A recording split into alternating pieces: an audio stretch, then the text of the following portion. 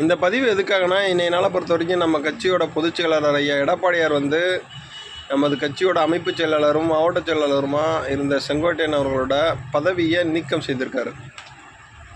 தொண்டனா வருத்தம் இருந்தாலும் கட்சி ரீதியிலான அந்த அமைப்பாக பார்க்கும்போது எடுத்த முடிவுங்கிறது சரிதான்.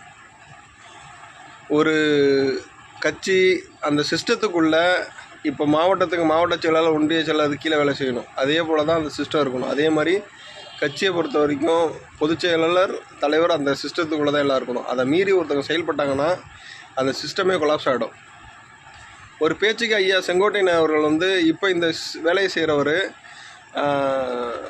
எம்ஜிஆர் இருக்கும்போதோ இல்லை அம்மா இருக்கும்போதோ இந்த வேலை செஞ்சுருப்பாரான்னு கேட்டால் 100% பண்ணியிருக்க மாட்டாருங்கிறது தான் என்னோடய கருத்து. ஒருங்கிணைப்புன்னு ஒரு விஷயம் சொல்கிறார்ல, ஒரு பேச்சுக்கு ஒருங்கிணைப்பு நடந்துடுது. ஆபி உதயகுமார் ஐயாவுக்கும் ஓபிஎஸ் ஐயாவுக்கும் இடையில் அந்த கருத்து முரண் இருக்குல்ல, அதை அவர் ஐயா சரி பண்ணிடுவாரா? அப்போ உள்ளே பொதுச் செயலாளர் தான் சரி பண்ணி ஆகணும். அதே போல் எஸ்பி வேலுமணி ஐயாவுக்கும் வைத்தியலிங்க ஐயாவுக்கும் இடையில் அந்த கருத்து முரணை ஐயா சரி பண்ணிடுவாரா? அதுக்கும் ஐயா பொதுச் செயலாளர் தான் வந்தாகணும். இப்படி ஒவ்வொருத்தருக்கும் இடையில் கருத்து முரணை சரி பண்ண கட்சி வேலையை பார்ப்பாரா இல்லை உட்கட்சி வேலையை பார்ப்பாரா? இவ்வளோ அனுபவமிக்க தலைவர் ஐயா செங்கோட்டையன் அவர்கள் இதெல்லாம் ஏன் சிந்திச்சு பார்க்கல? ஒருவேளை சிந்திச்சு பார்த்தோம், ஏன் அதை பற்றி பரிசீலனையே பண்ணலை?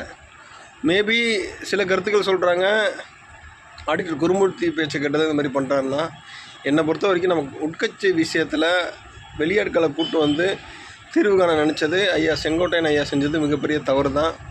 அதுக்கான பிரதிபலனாக இன்றைக்கி ஐயா பதவி நீக்கம் செஞ்சுருக்காரு.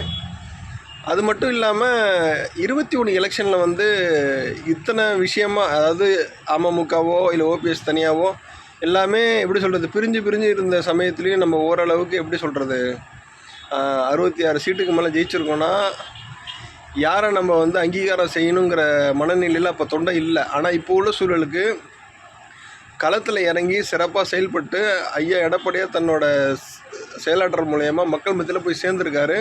அதுக்கான பிரதிபலனை கண்டிப்பாக 26 நம்ம அனுபவிக்க போகிறோம். அந்த விஷயத்தை உணராமல் ஏன் இப்படி பண்ணாங்கங்கிறத என்னால் ஏற்றுக்கவே முடியல. கண்டிப்பாக மக்கள் மனமாற்றம் இருக்குது, ஆட்சி மாற்றத்தை நோக்கி தான் பயணிக்குது, அதில் மாற்றுக்கிறதே கிடையாது. இந்த மாதிரி சின்ன தடைகள் வந்துக்கிட்டு தான் இருக்கும். அதையும் மீறி கட்சி தொண்டர்கள் சிறப்பாக செயல்பட்டு 26 ஆட்சி மாற்றம் வேணும். ஆட்சி மாற்றத்தில் ஐயா எடப்பாடியாரோட ஆட்சி அங்கே மலரணுங்கிறதெல்லாம் மாற்றுக்கிறது கிடையாது. அதுக்கு நம்ம சிறப்பாக செயல்படுவோம். கண்டிப்பாக மறுபடியும் ரெட்டலை